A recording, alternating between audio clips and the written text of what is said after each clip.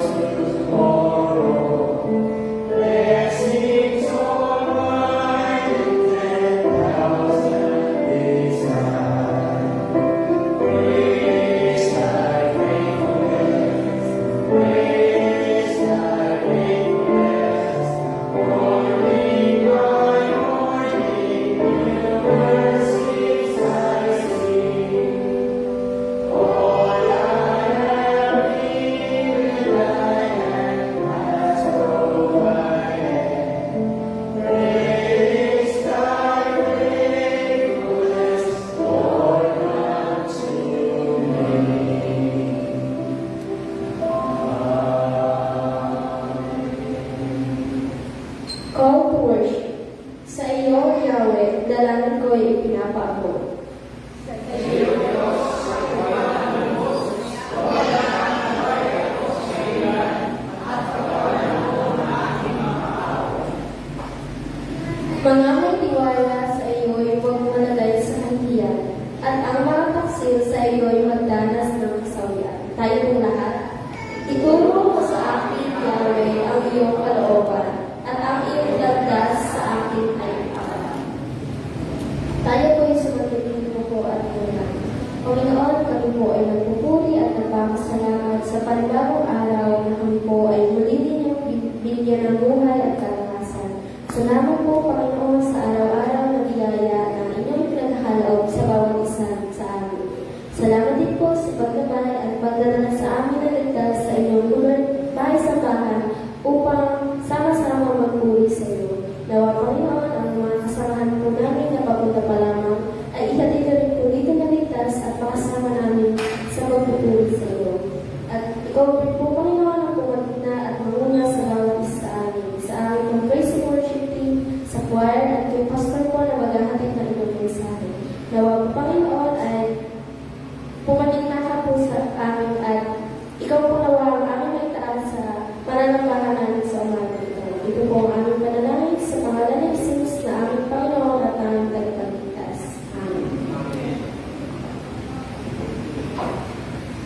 Amen. Praise the Lord. Palakpakan po natin ang Panginoon. Praise God. At pinupuri natin ang ating Panginoon ngayong umaga. At salamat sa Diyos, hindi tayo binabaha. Abay, pag binaha tayo, lulog ang Manila.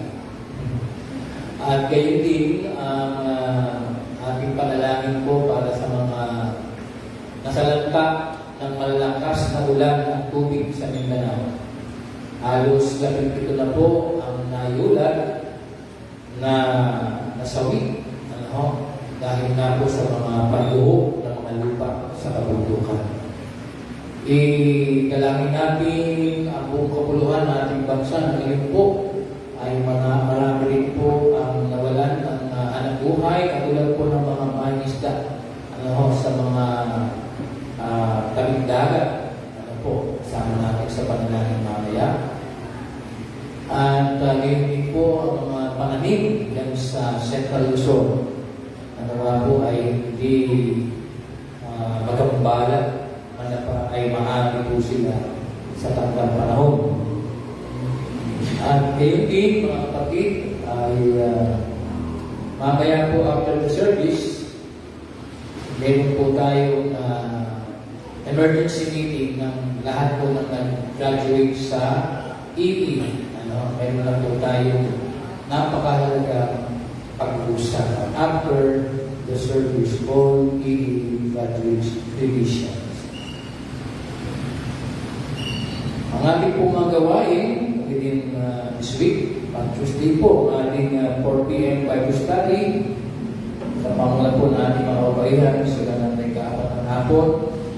Pag Wednesday naman po, ang mga kalakihan doon sa farm, kasama rin po yung mga bata na ating tinuturuan. Thursday, 5 p.m. ang ating evening service. Saturday, 6 a.m. ang ating donors prayer. At pagkatapos po niyan, alas 9 ng umaga, alas 9:30 ng umaga, ang ating ministry sa mga bata at ang Bible study sa Parisa 6. Sa ganap na ikalawa ng hapon ay ang Bible study ng ating mga kabataan. At alas 3 ng hapon, sa rin po yan, ang pag-ensayo ng ating pong praise and worship team. At mayroon pong extension class sa City Central sa ganap na ikaapat ng hapon. Nais ko pong tawagan ang ating kapatid na Sophia sa isang napakahalagang gawain na magaganap po sa July 26.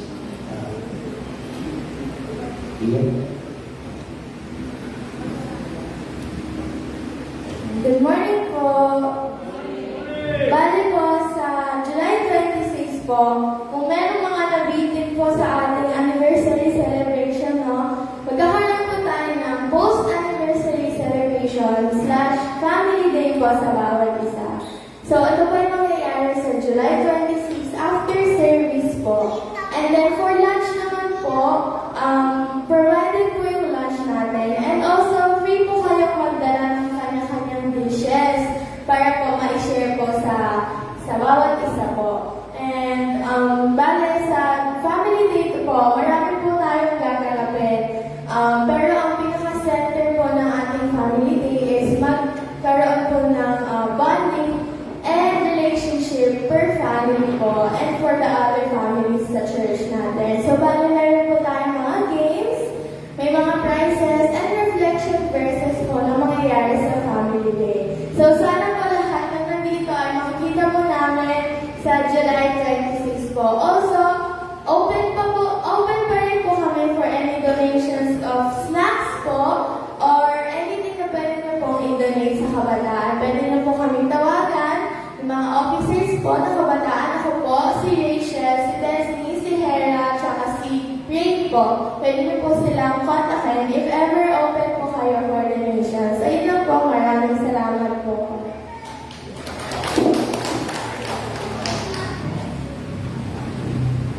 Salamat, Sophia. Dagdag doon, mga kapatid, itong ating gagawing family gathering ay pasimula pa lang po ng ating pong sama-samang pamilya.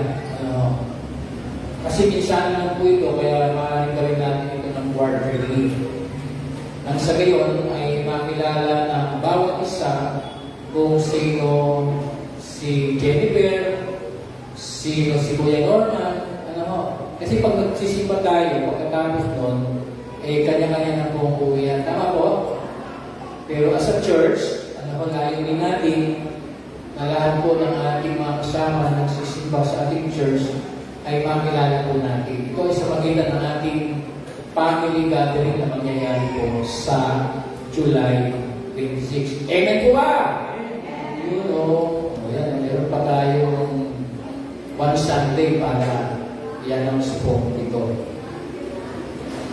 Tayo po ay nagpapasalamat sa mga bulaklak na ihandog ni Brother Ralph Joel Turingan. Jay! Salamat na. Ayun! Wapo-wapo. Okay. Yan. At tayo nagpapasalamat sa sponsor para po sa ating mga Sunday Schoolers, ang Brother Ramon Villamangua. Salamat, Brother Ramon. By the way, yung ating laptop ay nilagyan na po ng installer. Tama ba yun? Bagong window. Kaya legal na po ang ating bagong laptop. Thank you, Brother Ramon, ha? Yung secretary, legal ba? O secretary, wala rin po naman. Mahusay na.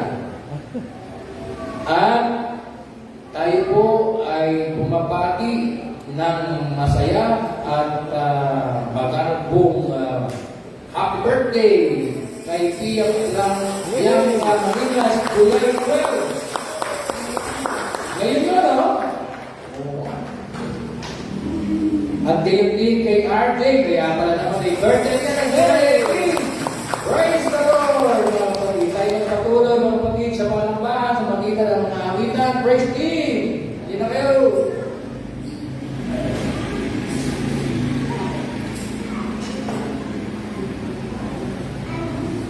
Kaya tayo po ay tumayo at ating pong awitan ng happy birthday ang mga nagdilibang ng kaarawan sa araw na ito sa natin ng pangmanaw. Hindi po na happy birthday.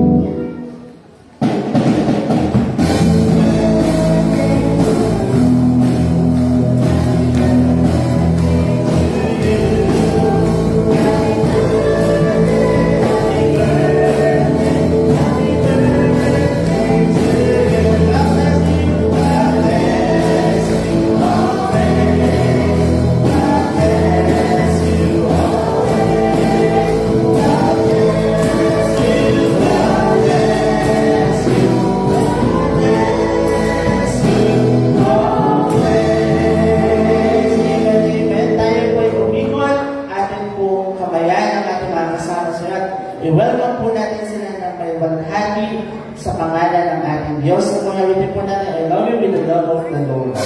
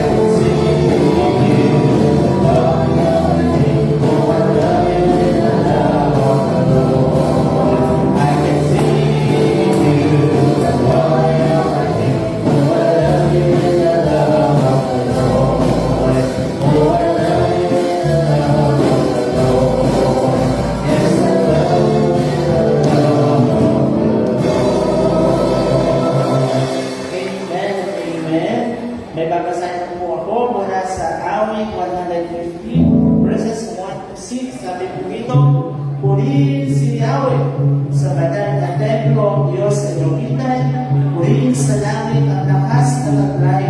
Siya ay purihin sa kanyang ginawa. Siya ay purihin sa pagkat siya ay nakila. Purihin sa tugtog ng mga trompeta, awitan sa salay ng alpa at bira. Sa tugtog ng tambol magsayaw, purihin ang mga alpa. Ang Diyos ay purihin sa tugtog ng pompia. Sa lakas ng tugtog siya ay papurihan. Purihin si Yahweh, lahat ng nilalang, purihin si Yahweh. Dakila po ba na tayo ay dapat magpuri sa Diyos? Amen. Ulitin po natin, dakila siya.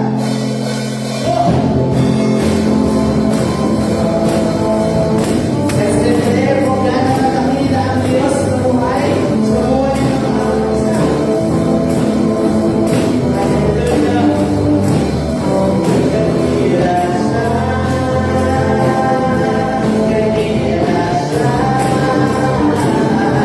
Let me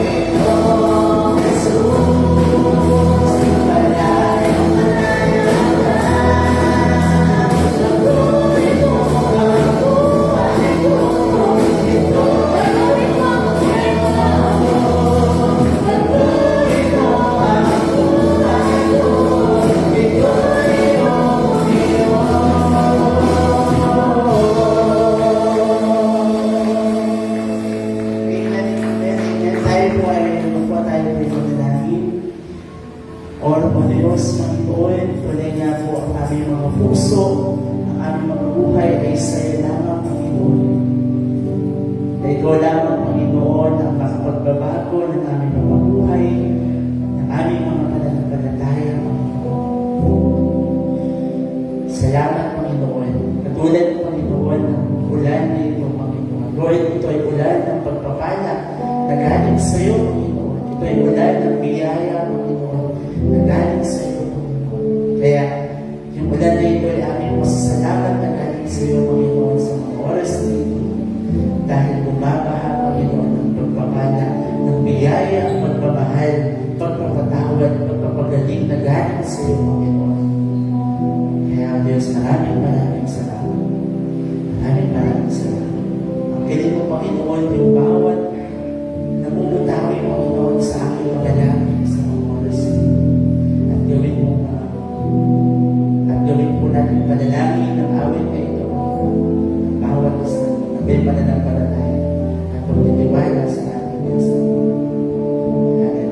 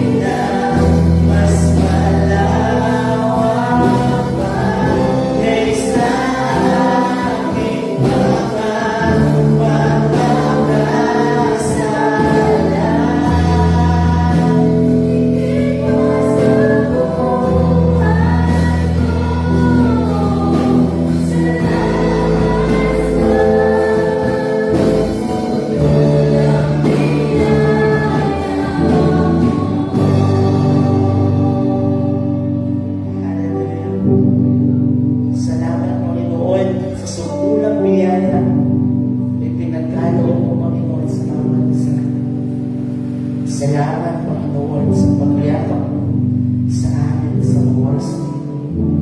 Salamat sa reminder, Panginoon, na patuloy mong pinagkakaloob ang biyaya at pagpapala sa bawat isa. Kaya, maraming salamat. Iyakap mo ako sa aking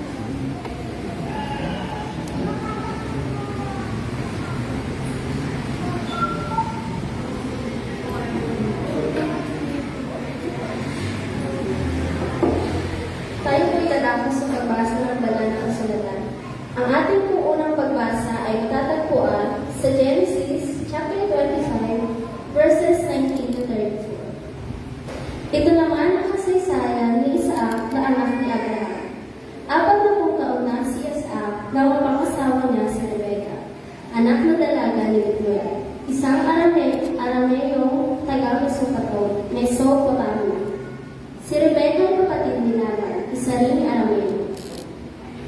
Hindi magkaanak si Rebecca, kaya't nanalangin kay Yahweh si Isaac. Dinidig naman siya at si Rebecca ay nagiging.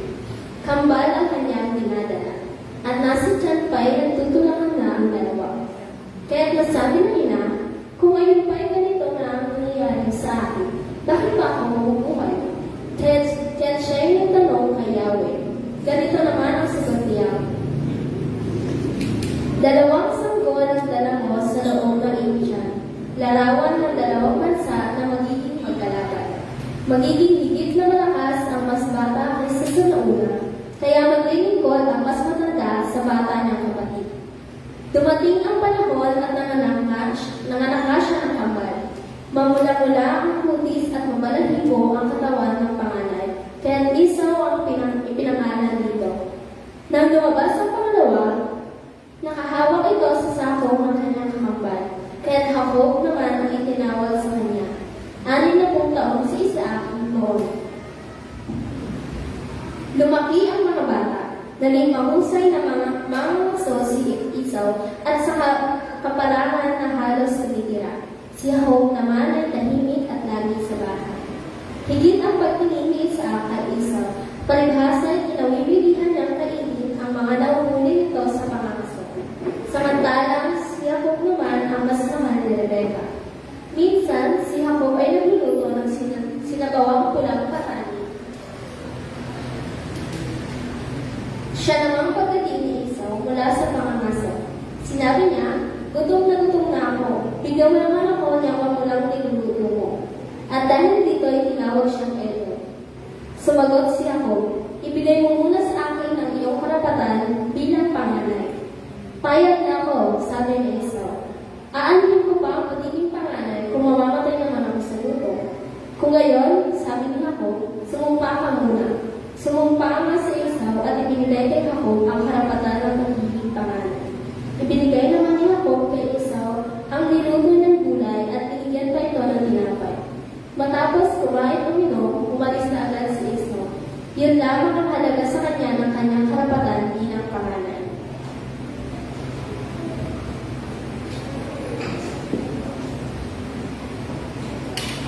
Magsitindig po ang lahat bilang paggalang sa pagbasa ng Ebanghelyo ayon kay Mateo, Kabanatang 13, mga talatang 1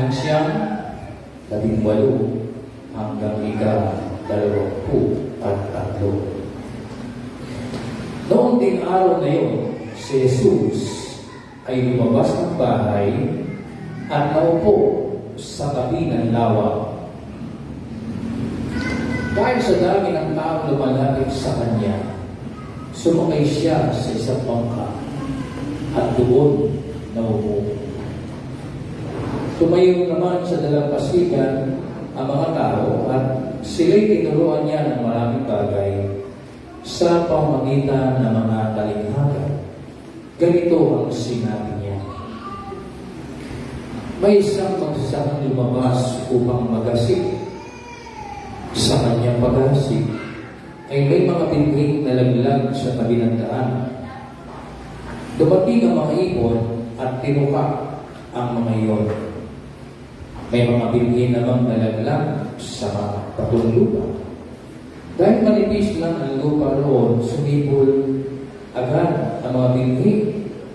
Ngunit natayo agad ang mga ito nang mabilad sa patinding init ng araw. Palibas ay mababaw ang ugat. May mga binhi namang nalaglag sa mga matinik na halaman. Lumago ang mga halaman ito at sinakal ang mga binhing tumubo doon.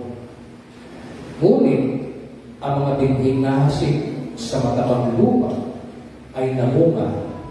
May tig-100, may tig-60, at may tig-30. Makinig ang may pangdinig. Pakinggan ninyo ang kahulugan ng talinghaga tungkol sa mga hasik. Kapag ang isang tao ay dumirinig ng mensahe tungkol sa paghahari ng Diyos, ngunit hindi naman niya iyon inuunawa. Siya ay katulad ng binhing na naglag sa daan.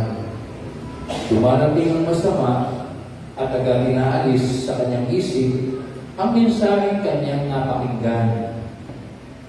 Ang katulad naman ng binhing na naglag sa mabatong lupa ay ang taong dumirinig ng mensahe.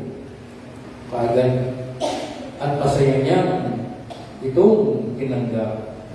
Ngunit hindi tumimo ang mensahe sa kanyang puso. Sandali lamang itong nanatili ang pagdating ng kapigatian at pagtulog dahil sa mensahe, agad siyang tumatalikod sa kanyang pananampalataya. Ang binhi namang nahulog sa may damuhang matinik na halaman ay naglalarawan ng mga taong dumirinig ng mensahe, ngunit dahil sa pagkabalisa sa maraming mga bagay at pagkahumaling sa kayamanan, ang mensahe ay nawalan ng puwang sa kanyang puso. At ito ay hindi nagkaroon ng bunga sa taong iyon. Ang katulad naman ng binhing napahasik sa matapang lupa ay mga taong dumirinig at umuunawang mabuti sa mensahe. Kaya ito ay namumunga ng sagana, may tig 100, may tig 60, at may tig 30. Ang mabuting balita ng ating dakilang Panginoon sa Kristo. Amen.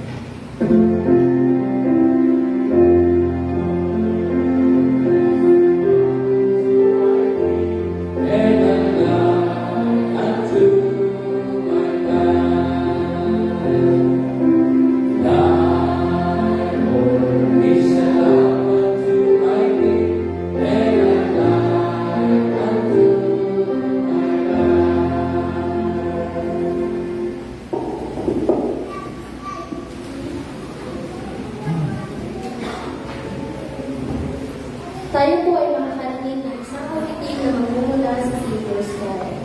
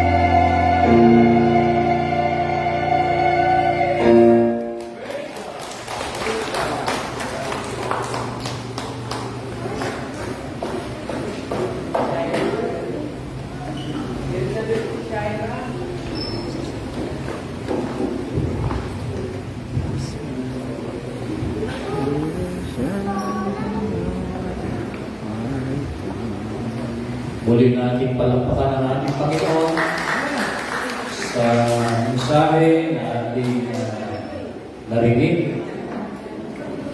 Salamat, Brother Joshua. No? Pwede lang mag-concert sa Araneta. Yung sa tabi ng Araneta.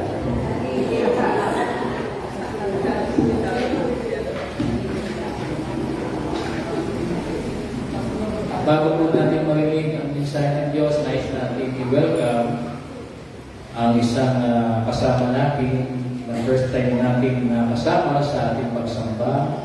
Pwede bang tumayo si Brother Mark Calvito? Mark Calvito. Welcome po dito sa ating bahay-sambahan at kagalangan po natin kayo makasama ngayon. At tinanong ko po siya kung taga saan. Siya po ay dyan sa subdivision dyan sa taas. Welcome po, Brother Mark. At kayo din, tayo po ay nakikilamay sa pagpanaw ng uncle ni Sister Ella. Ano po pangalan no? Clarence. May kirami po kami, Sister Ella. At gayon din kanina, habang tayo ay mananambahan, bago tayo magsimulan pa, bigay pa ng panalangin, si Noah, na kanyang tatay ay dinakbo po sa ospital, na ngayon ay nandun po sa sakto sa emergency. At pinakita sa akin yung larawan na may sugat ng katawan. Ang kapangalan po ay si Brother Amado Junior. So isama po natin mamaya sa ating sama-sama panalangin. Sige po, tayo po yung manalangin sa daling Panginoon. Kami po ay lumalapit sa iyo sa diwa ng pagpapakumbaba. Sapagkat nais namin marinig ang iyong mensahe ngayong umaga. Masiya po kami ng iyong banal na Espiritu. Lalo po labi ng iyong lingkod na mamutawid sa iyong lingkod, Panginoon, ang mensahe na ipagkakaroon mo po sa amin. Ito po ang aming dalangin sa ngalan ni Jesus. Amen. Mula po dito sa Mateo 13, 1 hanggang 9, talatang 18 hanggang 23. Nais ko pong bigyan ng pabaga ang mensahe ng Diyos, saganang bunga. Saganang bunga. Ako po ay laging nagja-jogging o nag-walking hanggang po sa taas ng subdivision natin. At pag ako po ay nag-walking dyan, nakita ko po yung puno ng santol. At pagkaan ko po nung nakanang araw ay maraming bunga na nalaglag. At pumulat ako ng 3 piraso. At nanguha na rin po ako ng libreng talbos.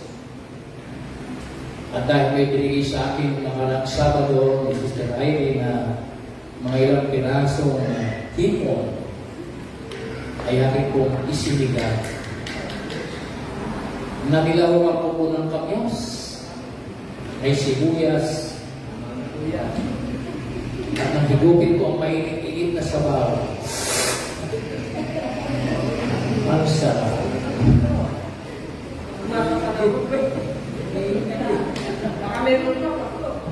Wala na, panis na.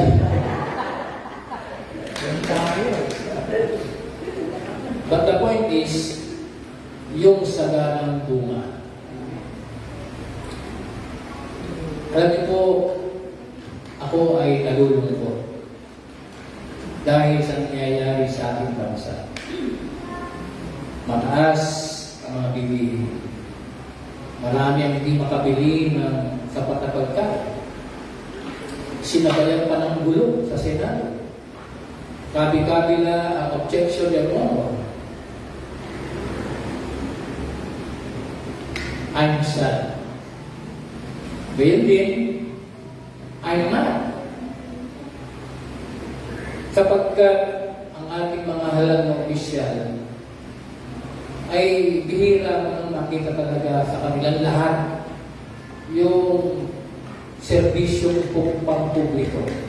Parang nangyayari po ngayon sa ating mga halal na opisyal sa mga kawani ng pamahalaan ay self-serving, hindi ho public service. Self-service. Gayon pa man mga kapatid, mula sa labi ng ating Panginoon ang mabuting balita, at doon ako nagdadala, may pag-asa pa. Amen? Para pagkakunin natin ang Panginoon. Kaya huwag tayo magsawa, mga kapatid, na magsama-sama makinig sa mabuting balita ng ating Panginoon. At mula sa kanyang talinghaga, nakita niya po sa kanyang pagkikwento, sa kanyang pagtuturo. Doon sa dalampasigan, ay nakita niya ang napakaraming tao.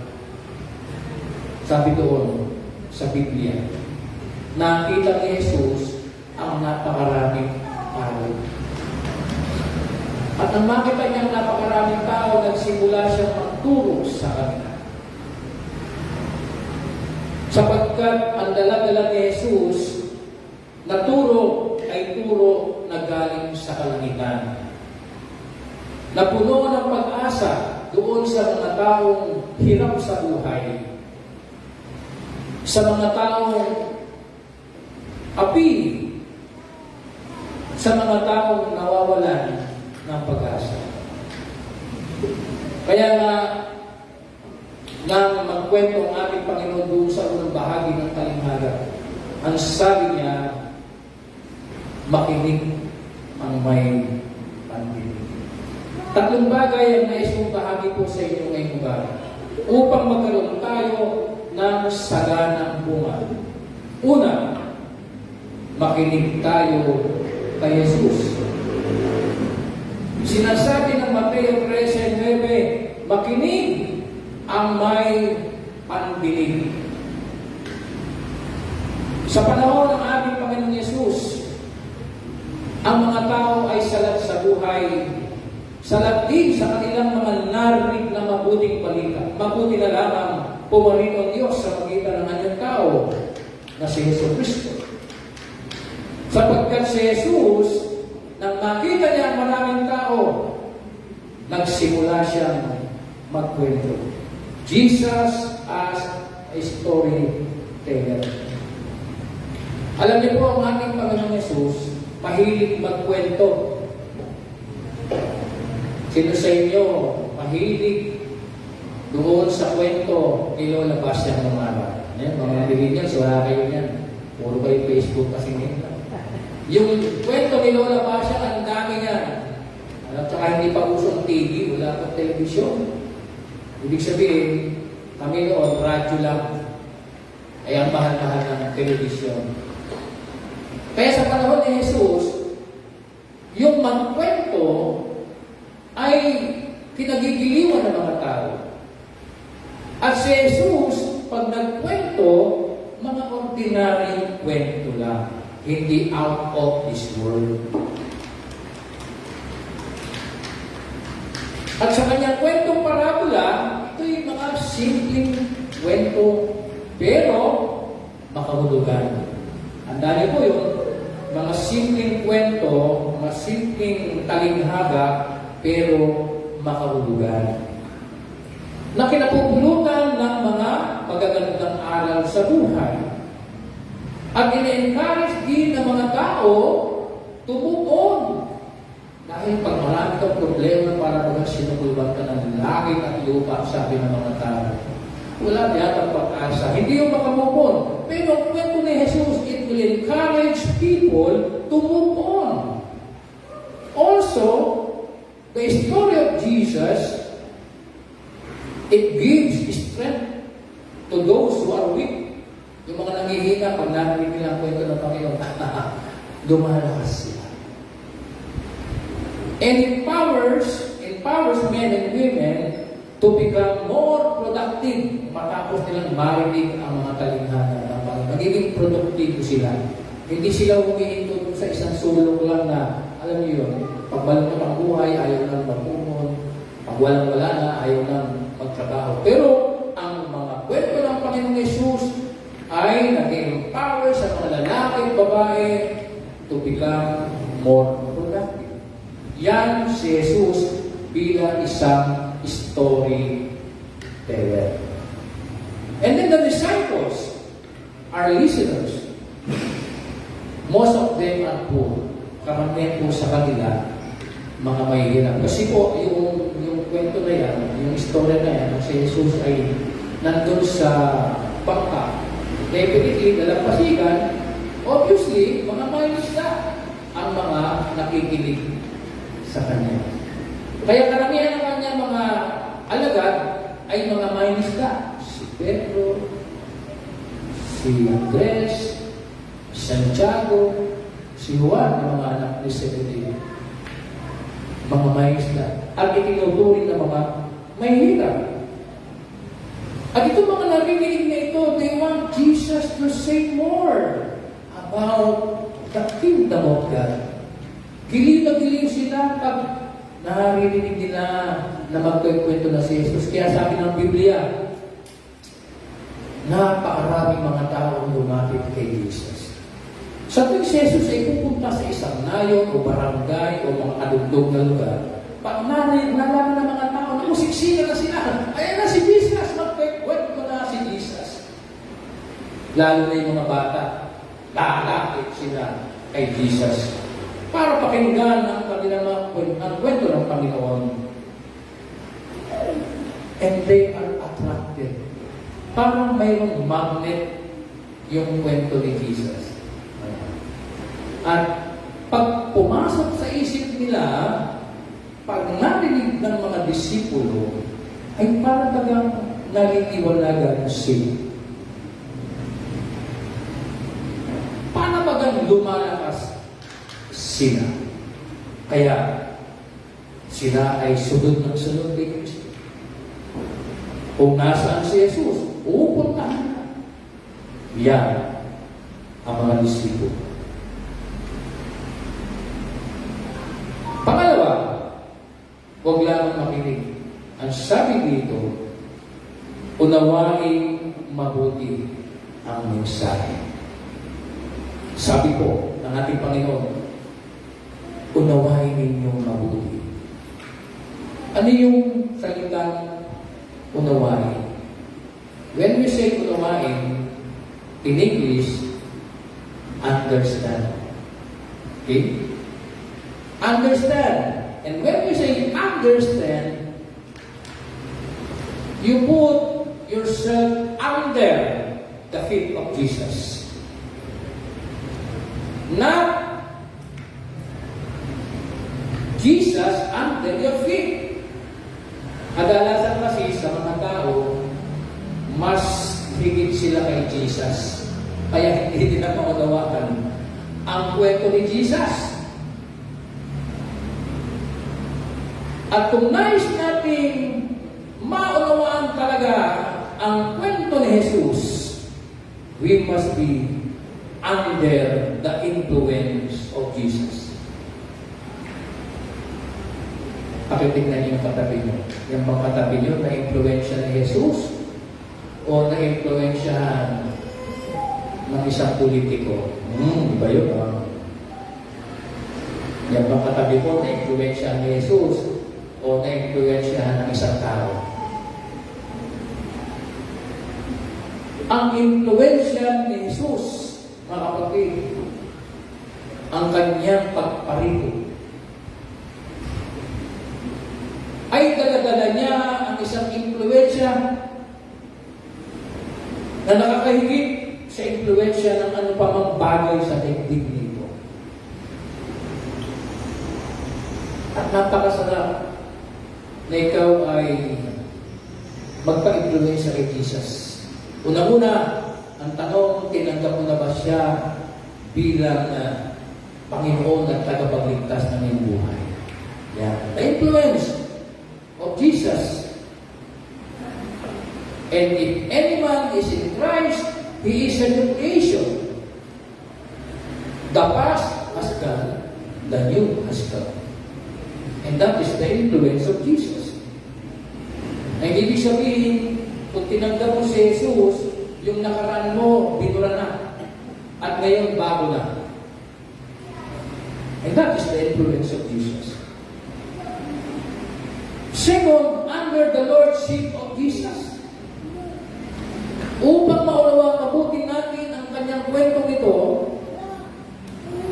kailangan tayo ay pumapailalim dahil si Jesus ang ating Panginoon. Amen? Sinasabi natin, Panginoon, Panginoon. Pero minsan, hindi ganun ang ginagawa natin. Pag tayo pumunta sa simbahan, lagi tayo nakaganon. Pengi noon. Pengi noon. Well, sabi ni Lord, okay humingi ka, pero dapat yung pagkapakinoon ko sa iyo ang dapat mong maranasan. Because the Lordship of Jesus is different from the Lordship of this Emperor of the Roman Empire. The Lordship of Jesus is different doon sa tinatawag na number one sa buhay. Hindi masama yung kayamanan, hindi masama ang mag-ambisyon. Pero kadalasan alalayo ang isang tao doon sa kanyang ambisyon sa Panginoon. At pag narating na niya yung kanyang ambisyon niya, yan na, nalilimutan na niya ang Panginoon. Kaya mas anong gawin, hindi niya makunawa yung kalinghaga ng Panginoon. Hindi siya mapapakuha. Napakahalaga na pag sinabi natin Panginoon, number one dapat, palapakan natin siya.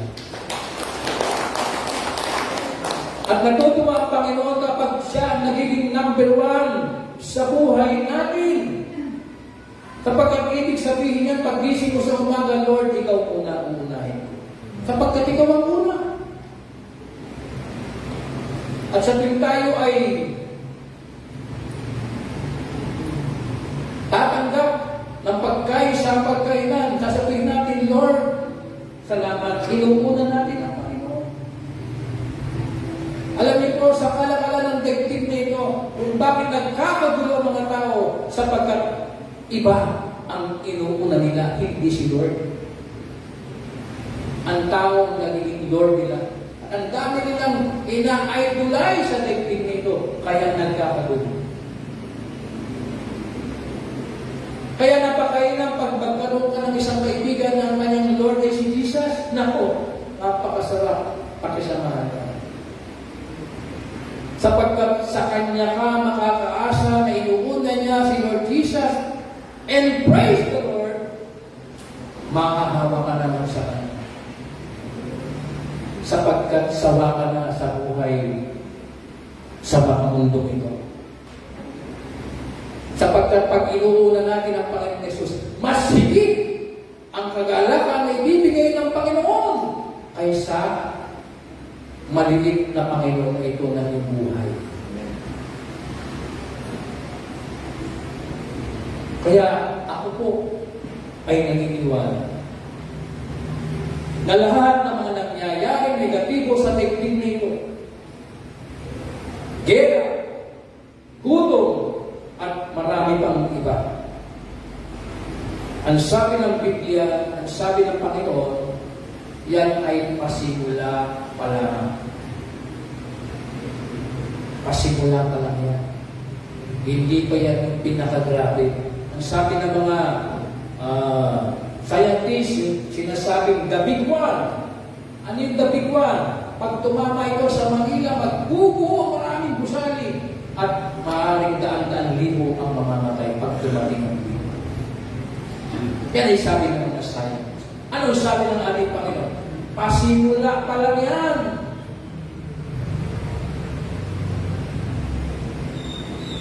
Kapag sinuri natin mabuti yung sinabi ng ating Panginoon ngayon, at magtitiwala ka sa Kanya, dumating man yung big one, meron mong the bigger one, at yun ay ang ating Panginoon Jesus.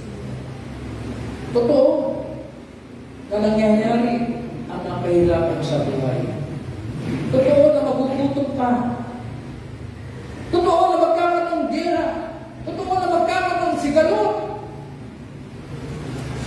Pero tandaan natin, pag si Jesus ang number one, si Jesus ang ating Panginoon, mangyayari, there will be that direction. Under the direction of Jesus. Ituturo ni Jesus kung ano yung gagawin natin. Mas ituturo ng Panginoon kung ano yung dapat natin gawin.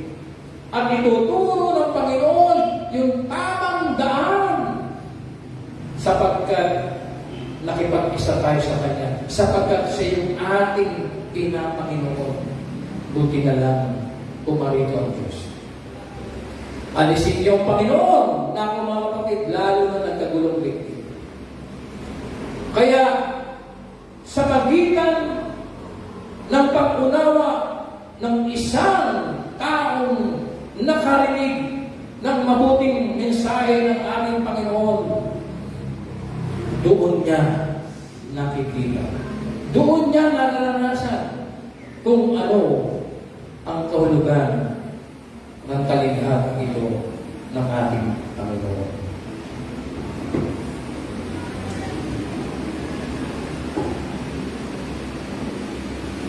Ngayon, mga kapatid, narinig natin, naunawaan natin. Hindi po doon natatapos. Sapagkat kailangan nating sumunod.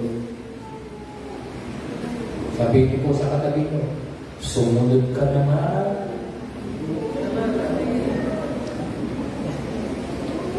Ito po, favorite na verse na ito sa Bible. Isa ho sa pinakamagandang memorya hymn sa Biblia. Deuteronomio 7 verse 9. Kaya't pakatandaan ninyong si Yahweh na yung Diyos ay Diyos. At siya ay Diyos na hindi marunong sumira sa pangako. Kapag siya sa lahat ang umiibig sa Kanya at sumusunod sa Kanyang mga tuntunin, ipinadalama niya ang Kanyang pagmamahal hanggang sa ikasantining sanday. Ito ay nasulat sa panahon ni Josue at Caleb. Mula doon sa 6,000 alipin na mga Israelita na pinalaya ng Diyos mula sa kamay at kuko ng Ehipsyo, sila ay dadalhin ng Diyos na si Yahweh sa lupang pangako.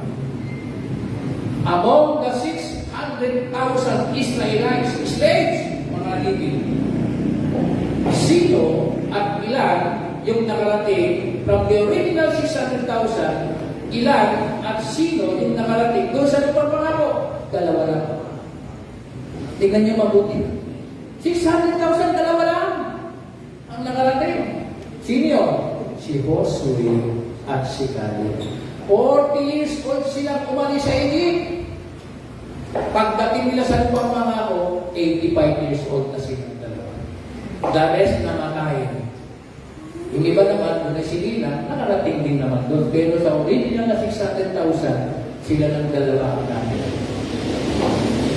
Anong ibig sabihin? Ng Deuteronomy 7 verse 9, sabi ni Josue, sabi ni Caleb, dahil kami ay sumunod kay Yahweh. Kaya ang pagsunod ay paggalang at pagkilala sa tunay na Diyos. Mga kapatid, kapag sinunod natin, pag iginalang natin ang tunay na Diyos, mamumunga tayo ng saya. Alam niyo ba itong pagsambang ito? Isa yan sa sa sinunod ni Josue at Caleb. At mismo ang ating Panginoon Yesus bilang isang lungsod. Kapag araw ng pagsamba, hindi nila dapat kalimutan na igalang at sambahin ang tunay na Diyos. Tandaan po natin, sapagkat sabi sila ay sasamba sa tunay na Diyos, doon sila makakarinig ng mga mensahe ng buhay. Doon nila makikita ang mga kapatiran na sila rin ay gumagalang pagkilala sa tunay na Diyos. At alam niyo po, pag tayo ay nanambahan, makikilala niyo ang isa't isa. Amen. Naghahanap ka ng karpintero dahil nagpapatayo ng bahay. Pero sa church, naghahanap ka ng mahusay na installer ng computer. Meron sa church. Naghahanap ka ng mga utangan. Yung 5-6.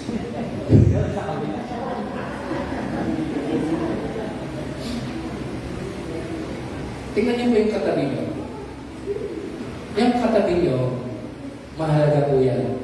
Palakpakan po natin ang Panginoon. Ibabagay na po ang heart. Mahalaga. Ano man ang estado, ano man ang kulay, ano man ang tindig, napakahalaga. Sapagkat sa pagsamba natin, pag nakilala mo yan, naku, maasahan yan. Kung tawagan niyo si Che, wala kayong kasabay. Isang araw na alagaan niyo ako, matikala lang. Yung mga ganun. At sa sama-sama pagsamba, mga kapatid, lalo natin nakikilala ng higit ang isa't isa. Kaya yung kung July 26, mga kapatid, Father Mark, we are inviting you July 26, meron dito family gathering. Na yung family gathering na yun, mga kapatid, get us acquainted to each other. Kilala niyo ba si Raymond? Kilala niyo ba si Kuya? Kilala niyo ba si Brother Paul? Baka isang taon na kayo nagsisinto nito, sa mukha nilang kilala. Kailangan natin magkakilala. Sapagkat sa pagkakilala natin, malalaman natin kung ano at sino tayo. At syempre, huwag natin kalilimutan pag-araw ng linggo. Salamat. Sister Raquel, malayo yung bahay nyo. Tricycle po kayo. Napagpapala ang isa't isa. At ang pagsunod ay pagtahak sa tamang daan ng buhay. Ayan, mga kapatid. Ang pagsunod ay pagtahak sa tamang daan ng buhay. Nais ng Panginoon, sabi niya, kailangan kayo ng bumungan. At pag tayo sumusunod sa Kanya, tinatahak natin ang tamang daan ng buhay na kaloob ng ating Panginoon. At napakasarap na maranasan mo na habang ikaw ay sumusunod, tinatahak mo ang tamang daan dahil ang nais ng Panginoon, ikaw mismo ang makikilala. Ikaw mismo ang magsasabi sa sarili mo, wow, ito pala yung sinasabi ng Panginoon, ito pala yung pangako ng Panginoon, katulad ni Josue at ni Caleb. Na dati ni squatter, nang sila ay sumunod sa Panginoon, wow, binigyan sila ng hektar-hektaryang lupain. At ang pagsunod ay tulad ng isang alulod. Alam niyo ba yung alulod? Di po ba yung alulod, pag pumatak ang ulan, sa pupunta? Sa alulod. At saan dadalhin ng alulod ang tubig? Doon sa pupuntahan niya. Pinakatamang sakto na pupuntahan niya. Sasabihin niyo, ay Lord, mahirap ang buhay para mahirap magsimba. Umuulan eh. Ang sarap-sarap kung naman magsimba. Matulog na lang ako. Di ba? Matulog na lang ako. Mga kapatid, pag sumunod tayo, katulad ng ikaw mismo, mamunga.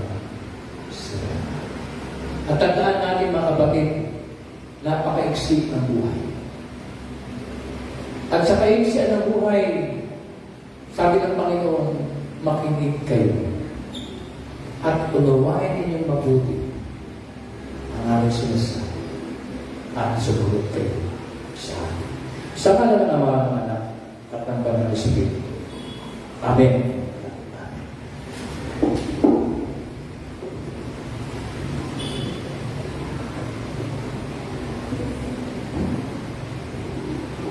Dinako na po tayo sa pagkaloob ng ating mga ito at pasasalamat.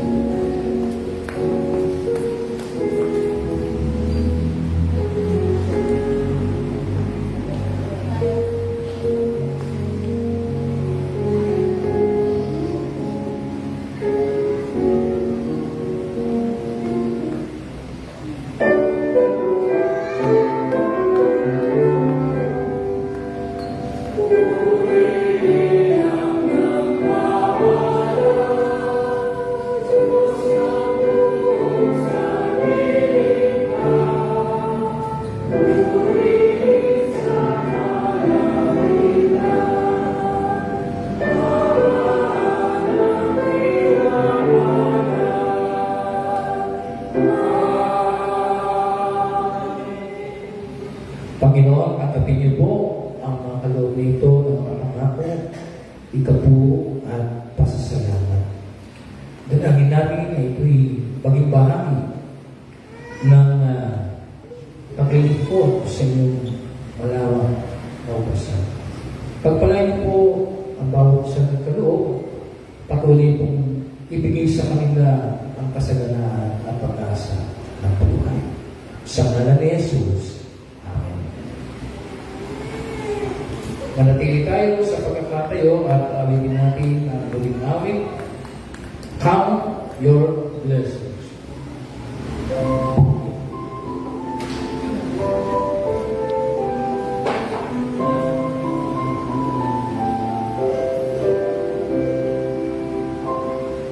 When because you are there, all is gone, is thinking, all is lost. After many blessings, name them one by one. And it surprise you what the Lord has done. Count your blessings, name them one by one. Count your blessings, see what God has done. Count your blessings, name them by one. After many blessings, see what God has done. Are you ever burdened with the load of care? Does the crossing heavy you are born to bear? After many blessings, every doubt will fly, and you will be singing as the days go by. Count your blessings, let me one by one. Count your blessings, see what God has done. Count your blessings, name one by one. Count your many blessings, see what God has done. When you look at others with their lands and gold, think that Christ has promised you is well untold. After many blessings, many cannot buy your reward in heaven or your home on high. Count your blessings, name them one by one. Count your blessings, see what God has done. Count your blessings, name them one by one. Count your many God has done. So in the conflict, whether great or small, do not be discouraged, God is over all. Out of many blessings, angels will attend. Heaven will forgive you to your journey's end. Count your blessings, then them one by one. Count your blessings, see what God has done. Count your blessings, then one by one. Count your many blessings, see what God has done. Mga kapatid, ito ang pagkakataon na tayo lumapit sa Kanya. Kung ano man po ang ating mga nais i-dalangin, magtiwala po tayo sa Panginoon na siya ang Diyos na nakikinig at tumutugon sa ating mga pananalig. Kayo po'y may mga karamdaman, may mga pinagdaraanan. Halin po kayo mga kapatid dito po sa kung nais niyong magpasalamat sa iba't ibang bagay na dumating po sa inyong mga buhay, gawin po natin na dalhin natin ito sa paanan ng ating Panginoon.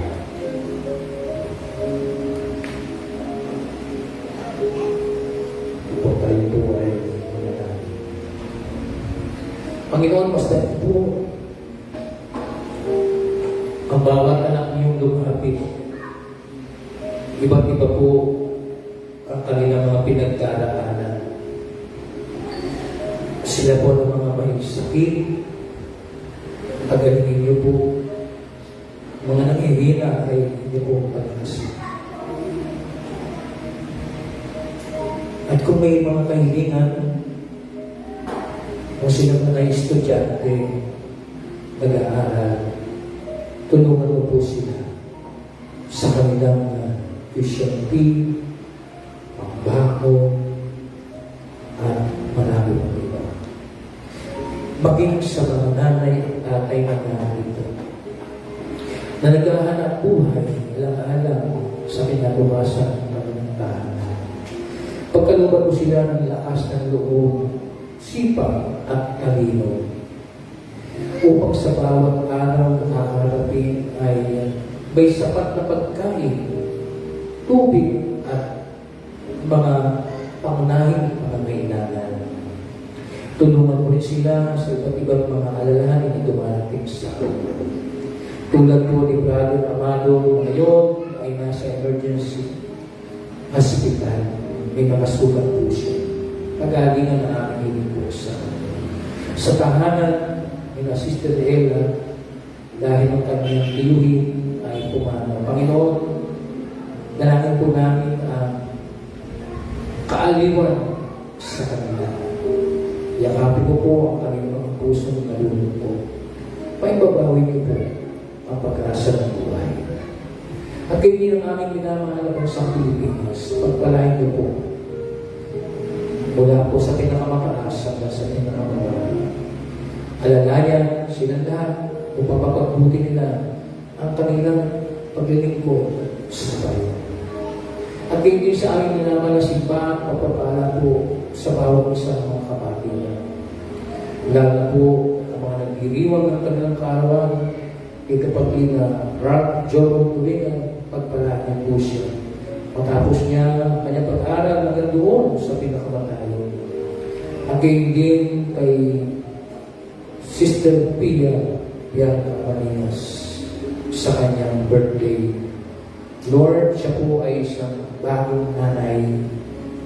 Pagkalooban mo siya ng patuloy na kalakasan ng kalusugan. Maging ang kanyang baby ay tinadalangin natin na patuloy niyo pong gawa ng malakas at malusog na pangagawa.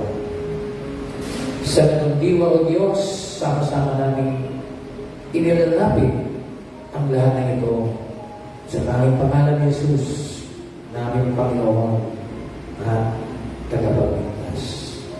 At ngayon, mga kapatid kong minamahal, tanggapin natin ang masaganang biyaya basbas at pagpapala na nagbubuhat sa ating Diyos sa mga nasa natin. Ang patuloy na pagmamahal, pag-ibig at pagliligtas ng ating dakilang Panginoon Kristo. Ang kaaliwan at gabay pag-iingat ng Banal na Espiritu ang sa inyong lahat, sa inyong mga tahanan at sa inyong mga hanap buhay mula ngayon at magpakailan at kailan pa man. Amen at Amen.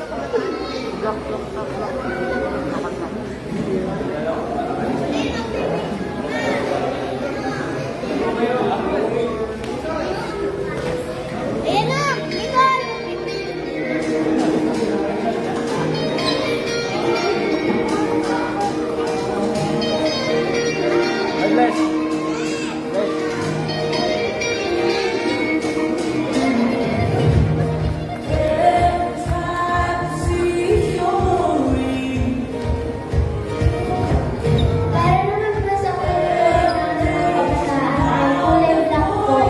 Lahat po ng may touch of black.